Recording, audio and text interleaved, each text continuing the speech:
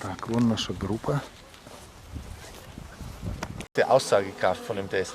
Es bringt nichts, wenn ich jetzt zu lange warte. Der Name. Name, Lukaschenko.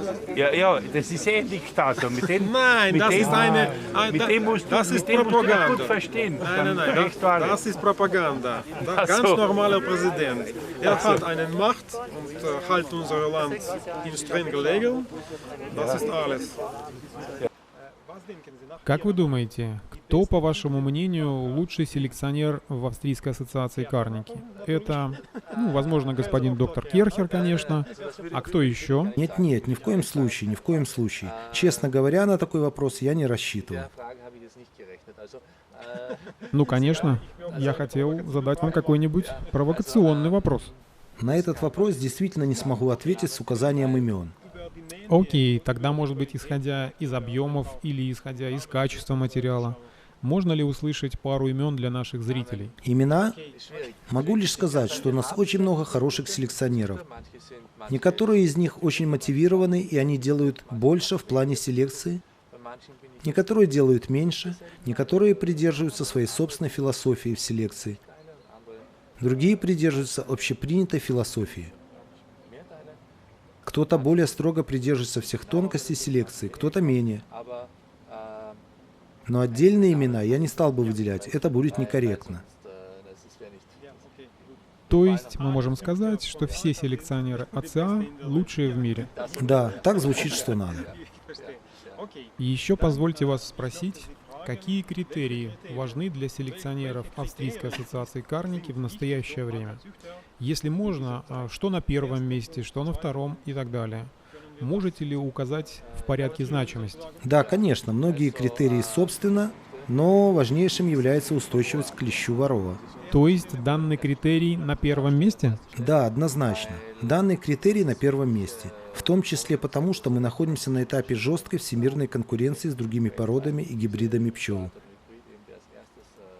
И тот, кто среди различных пород и гибридов пчел первым в мире добьется резистентности к вароа, вероятнее всего получит серьезное преимущество также в мировом масштабе. Поэтому с нашей стороны было бы безумием не ставить характеристику вароа резистентности на первое место. Ежегодно мы можем констатировать серьезный селекционный прогресс в вопросе защиты от вароа. Возможно, самый серьезный в данном вопросе. На втором месте следует критерий медопродуктивности. Затем идут миролюбие, усидчивость на рамках, неройливость. Это 5 важнейших селекционных критериев для нас, по которым ведется общая селекция. Одновременно ведется селекция по устойчивости к мешочатому расплоду. Данный критерий также играет решающую роль при селекции. Но несмотря на указанные селекционные критерии, имеются также и другие важные характеристики, такие как сила семьи, раннее развитие и, конечно же, зимостойкость. Данные характеристики до сих пор не влияют на селекционную ценность, но, думаю, в ближайшем будущем они будут дополнять основные критерии и будут влиять на оценку селекционной ценности материала. Следующий вопрос. Скажите, пожалуйста, какие виды облетников имеются в распоряжении Австрийской ассоциации Карнеги? У нас используются такие облетники и способы осеменения, виды которых предусмотрены в системе Бибрид. Это 6 различных типов. Тип номер 1 – это искусственное осеменение. Тип номер 2 – это островной облетник. Тип номер 3 – линейный облетник. Тип номер 4 – расовый облетник. Тип номер 5 – облетник неконтролируемого спаривания. Тип номер 6 – вароотолерантный облетник. На мой взгляд, важную и решающую роль с селекционной точки зрения играют только типы осеменения номер 1, 2, 3. У нас есть вопрос от нашего друга и коллеги из России Влада Белозерова. Он работает с Карнегой и с большим удовольствием. В текущем году он также приобрел селекционный материал Австрийской ассоциации Карнеги.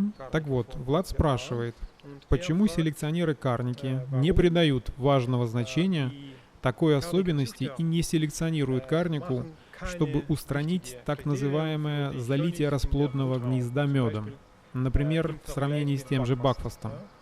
Возможно ли вообще данный критерий выделить и, так сказать, акцентировать?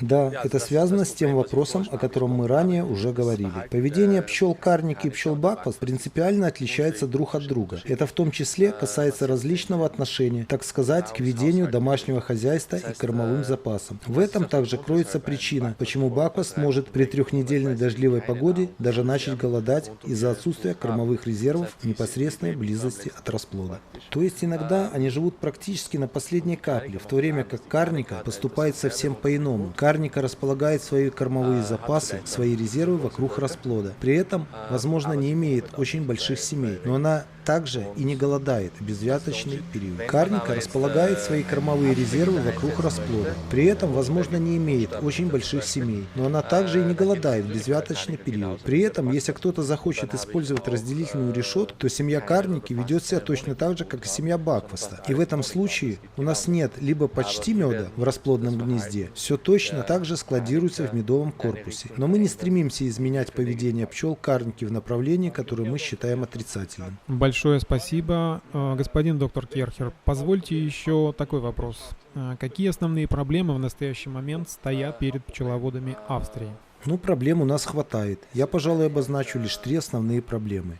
Первая проблема – это преобладание краткосрочного мышления и недостаток долгосрочного мышления. Зачастую пчеловод думает только лишь о получении большего количества меда в краткосрочной перспективе, но не о селекции. Но таким образом не получится заниматься экономически эффективным пчеловодством. Если иметь плохую генетику, так не работает. Я не смогу создать крупную пасеку, используя пчел с высокой ройливостью, если все семьи начнут роиться. Только небольшая часть людей хорошо это понимает. К сожалению, стороны Федерального объединения пчеловодов крайне мало говорят о том, что определяющим звеном эффективного пчеловодства является селекция материала, в том числе использование селекционного материала с минимально возможной склонностью к роению. Это основа основ. И, конечно, речь идет о карнике и о чистопородной селекции.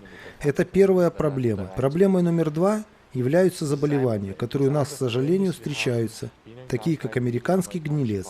Эта проблема существует до сих пор. При этом, если бы мы действовали последовательно, она решалась бы относительно легко. А третья проблема – это... Возможно, это клещ Вароа? Вароа тоже, но проблема напрямую связана с селекцией. Возможно, слишком мало внимания уделяется вопросам селекции, потому как из бюджета австрийского объединения пчеловодов пчелы Австрии только 0,5% от общего бюджета выделяется на селекцию. Просто нет слов. Но в качестве третьей главной проблемы я хотел бы назвать то, что в Австрии недостаточная поддержка оказывается в вопросах создания и поддержания работы облетных станций для контролируемого осеменения маток.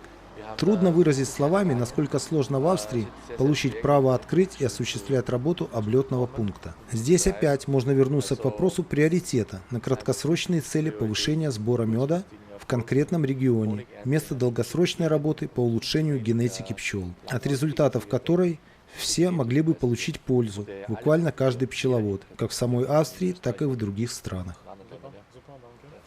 Большое спасибо. А какие 3 основные задачи стоят на сегодняшний день перед АЦА? Нашей первоочередной целью, конечно, является задача как можно быстрее справиться с клещом Вароа. Это главнейшая цель для нас. И если очень кратко сказать об этом, то мы используем ИО, в том числе ИО маток, одним трутнем. Из 1500 тестовых семей порядка 70% обладают абсолютной селекционной ценностью по критерию защиты от Вароа. И такое еще никому не удавалось. Это означает 100% устойчивость к клещу? Нет, это означает, что на текущий момент не все ключевые характеристики поддаются измерению. Например, весной 3 раза в течение недели контролируется естественная особь клеща. Затем летом однократно тест с помощью сахарной пудры. Не менее 1 раза проводится игольчатый тест. В большинстве случаев он проводится дважды. Это позволяет определить абсолютную селекционную ценность по критерию Вароа. Выполнить эти работы в отношении 1500 семей – это огромный кусок работы. На сегодня у более чем 70% тестовых семей мы фиксируем существенно более высокую способность борьбы с клещом Варроа. В качестве второй цели назову то, что лично меня сейчас очень сильно беспокоит. У нас есть, как вероятно и у других пород пчел, проблема скрещивания с пчелами другого происхождения. И подобные кроссы в ближайшие годы будут последовательно исключаться из популяции пчел, внесенных в бибрид, или, по крайней мере, из популяции пчел АКА. И на третье место я бы поставил цель, о которой забывают очень многие объединения. Мы, напротив, уделяем этому очень важное значение. Это не только показатель соотношения количества мужчин и женщин у нас, он достаточно высокий, но и возрастной состав членов нашей организации. У нас очень много молодежи, есть люди среднего возраста, есть, конечно, и более старшего.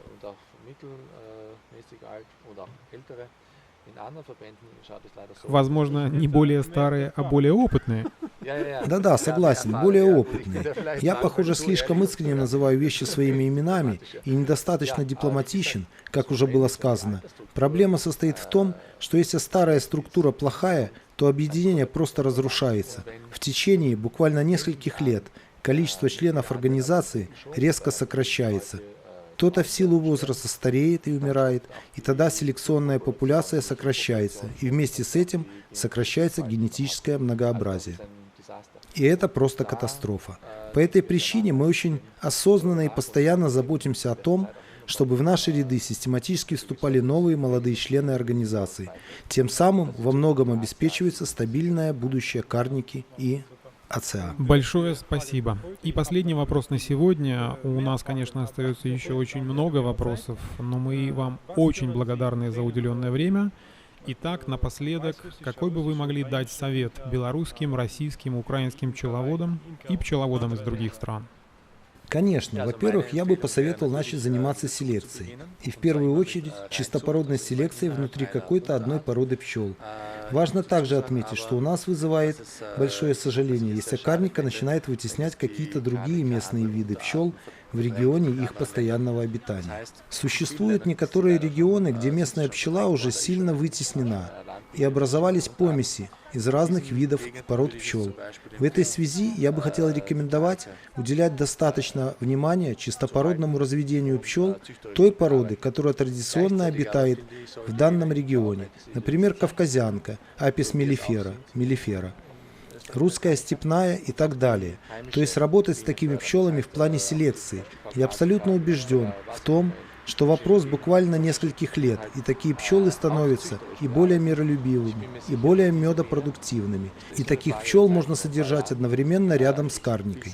В регионах, где карника давно адаптировалась и распространилась, селекция за тысячелетия уже сделала свое дело.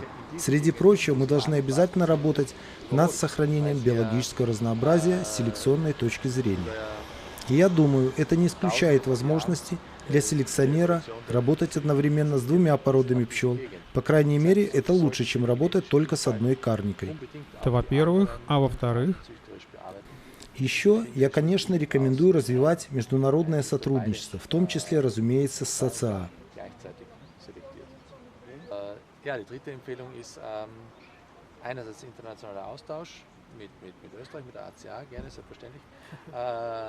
Но также я рекомендую селекционерам в России и других странах объединяться для совместной работы внутри объединения, потому что в одиночку достичь серьезных результатов невозможно, и сохраняется постоянная необходимость приобретения селекционных маток из Австрии, Германии и других стран.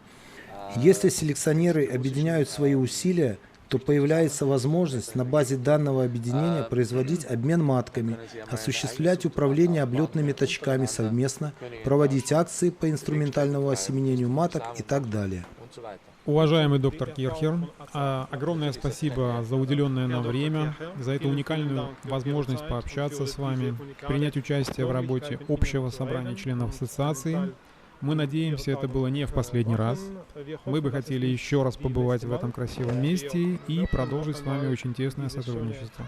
Большое вам спасибо.